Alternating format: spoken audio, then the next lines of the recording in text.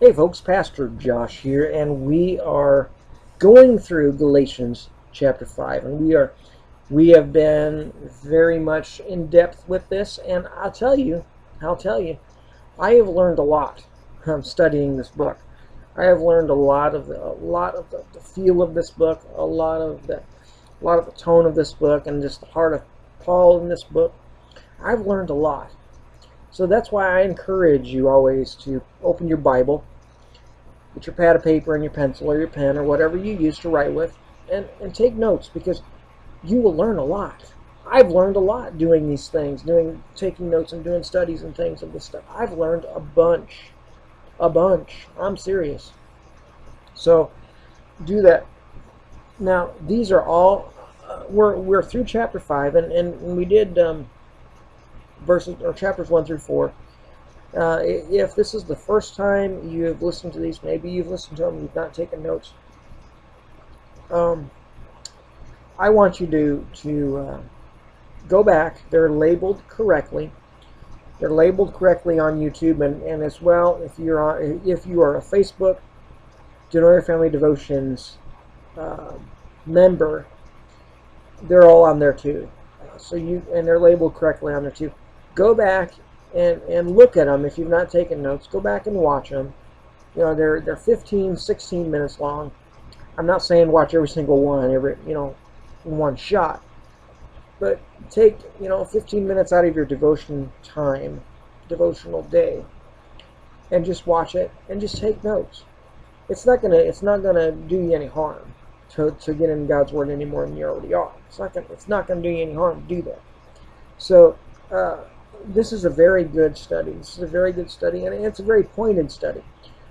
Paul pointed it toward the Galatians, but it's very pointed for us today about where we live, where we're doing what we're doing. Are we doing what we're supposed to be doing? Okay, it's very pointed for today. So turn with me, chapter 5. And as you're turning to chapter 5, I want to also give this other announcement, and I've given them through these videos before, but Sunday nights, if you're watching on YouTube, here on YouTube, on my channel, Sunday nights at 8 o'clock, we do live Bible study. Now that we are in the Christmas season, we're looking at the prophecies of Jesus, in the Old Testament, and this is going to go up on YouTube today.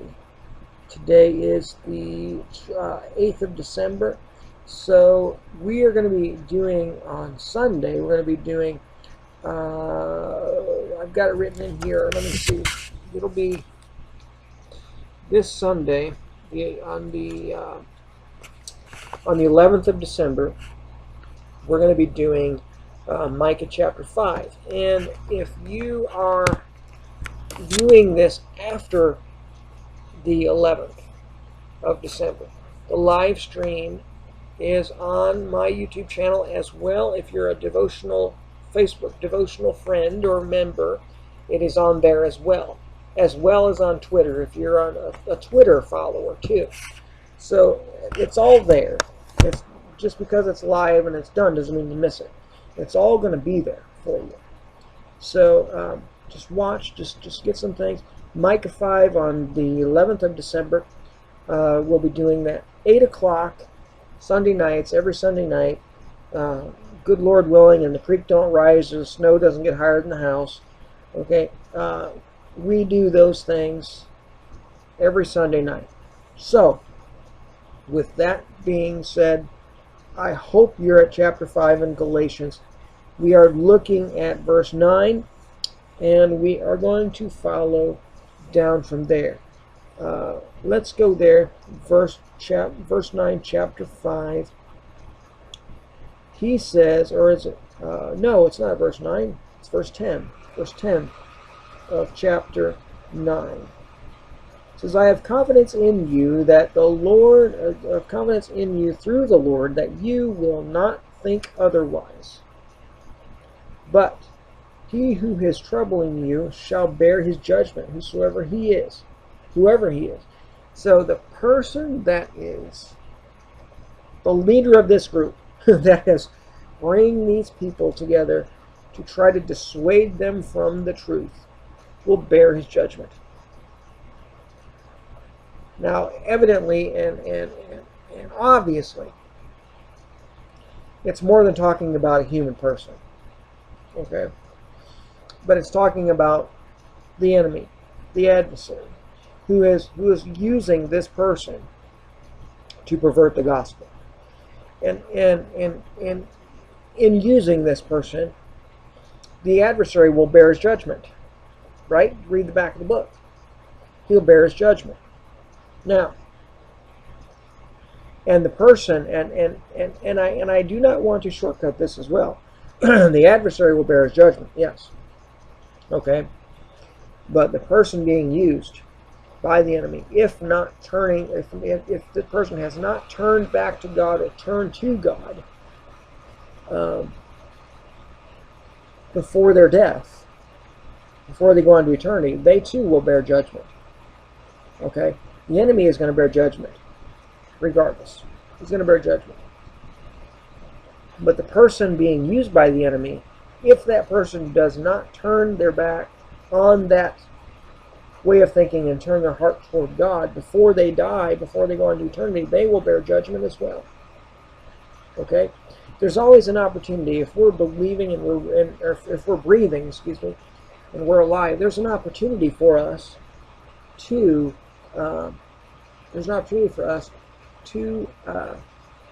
turn to God and have that promise, of eternity. If you look at the crucifixion story, one person on Jesus, on one side of Jesus, cursed him and yelled at him and made fun of him, and then the other one said, when you go into your kingdom, remember me. And he said, surely you'll be with me today in paradise. So up to the moment you die, there is a possibility that you can ask God to forgive you, and you could be with him for eternity. Such as with this person. Okay? Now, let's go on here. He says he will bear his judgment, whoever he is. Now, he's talking about the human person. Paul is. But bear in mind, there's more than that at work here. Okay? And that's what I've talked about. But there's more of that at work here. So bear that in mind. He says, brothers, if I am still preaching circumcision, why do I still suffer persecution? Think about that. He's getting persecuted because of what he preaches. He says, if I am preaching circumcision, meaning if I'm preaching follow the law, why would I still be getting persecution? Think about that for a moment. Think about where he came from, where Paul came from. Paul came from following the law. He was well respected in that community. If he was still preaching that, he wouldn't be getting persecuted, would he? But he's getting persecution because he's turned away from that and preaching Jesus. Okay? So think about that for a moment. Now, he says, then the offense of the cross has ceased. If you're preaching the law, the offense of the cross is gone. That was the reason for the persecution. People were offended by the cross. And how many people today, 2016, 2017, how many people are offended by the cross? 2016, 2017. Offended by the cross and what it stands for. I love people. I love being around people. I love talking to people. I love being around. But there are people that are offended by the cross. Does that mean that I, as a person, should say, well, you can go over there then. You can go over there then, and I won't talk to you anymore. Is that my position? Should that be my position? No. My position should be, they're offended by the cross, step back and pray for them. And then when the opportunity presents itself again with this person, then we'll talk again. Maybe there's still an offense. You pull back and you pray for them. Then do it again. You don't totally shun them to hell. Okay? Someone once said to me when I was a new believer, I don't know if they'd read it. I think they read it somewhere, but somebody had said something to me as a new believer about sharing the gospel, in the context of sharing the gospel. That do I hate someone so much so that I would condemn them to spend eternity apart from God, or spend eternity in hell? Do I hate someone that much that I would want to see them burn in hell for eternity? Well, that kind of stops you short, don't it? I don't hate anybody. I don't hate anybody that much at all. I don't know anybody that I absolutely hate. I have friction with people. There are people that I don't get along with, but people that I hate enough to see them burn in hell for eternity, no, I wouldn't want to wish that on anybody. I wouldn't want to wish that. I don't care my worst enemy. I wouldn't want to wish that on them. That's torment. That's worse than we could ever think. So Paul is saying here that if he was preaching circumcision, if he was preaching the law, the offense of the cross would be gone. There would be no offense. There would be no persecution. They would accept him back with open arms, I'm sure.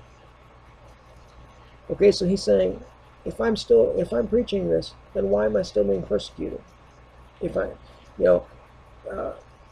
said his exact words were, brothers, if I am still preaching circumcision, why do I still suffer persecution? So these people, these Judaizers, were saying, well, this is what you've got to do. Paul was saying the exact opposite. And he even said, if I was preaching this, why am I still having persecution? Okay? He says then the offense of the cross has ceased. He says, I wish that those who are troubling you would castrate themselves. Whoa.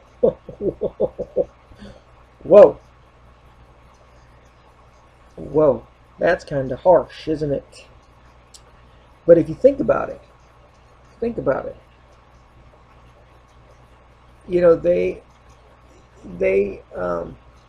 really, it needs to stop.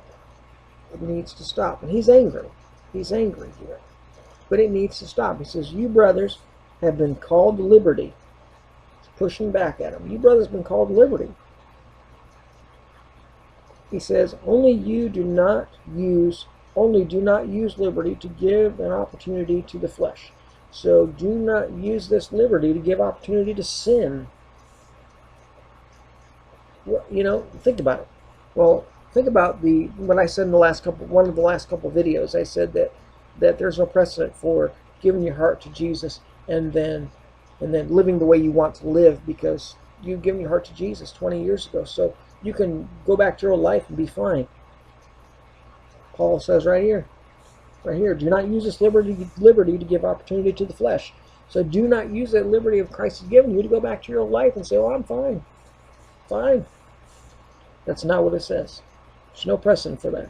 I'm sorry, there's no precedent for that. So he says, do not use this liberty to give opportunity to the flesh, but by love serve one another. In other words, don't go back to being self-serving. Don't go back to being your old way, your old doing things. Go back to Jesus, where love and service and servitude of one another was prime. Love your neighbor as yourself. Love God first and foremost with everything you have. That's basically what the two commandments were. That's what he's pointing them to here. He says, for the entire law is fulfilled in one word. Even in this, you shall love your neighbor as yourself. The entire law. Jesus gave us two, he's given us one. Love your neighbor as yourself.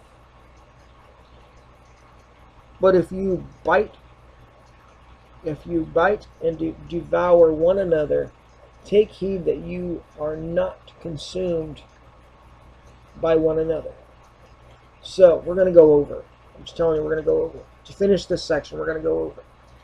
He's basically saying here, and he's been saying it through the whole book, you are turning back to your old life. If you bite and devour one another, take heed that you are not consumed by one another. Don't get consumed in that. Whatever. Turn back to love. Love your neighbor as yourself. Would you treat yourself the way you treat someone else? Golden rule. Okay?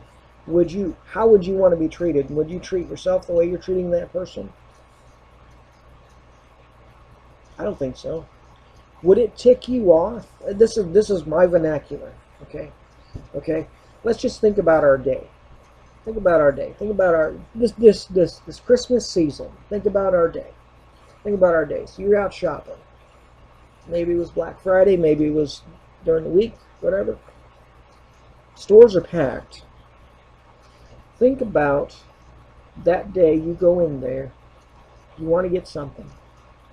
It's gone. The person, and the thing you wanted, it's gone, and everything, all that. And then the lines are long, and the checker is new, and so she's learning, and so she's slower, and the lines are getting longer, and you're sitting there, and you've had enough. Probably 10 minutes of this. And so you start going off on, you're rude to someone. Maybe it's the checker, maybe it's people in line, maybe it's someone in the store. You're rude to, you're just short with people. Some would say to you, well, it's because you've had a bad day. And we all have bad days, I understand that. We all have bad days, but what if someone talked to you the way you talk to them? Would that tick you off? Would that tick you off? So when we get angry and we start to bite each other, okay, in a sense. Start to bite each other in a sense. What begins to happen then is we get caught up in our feelings or emotions and all those things.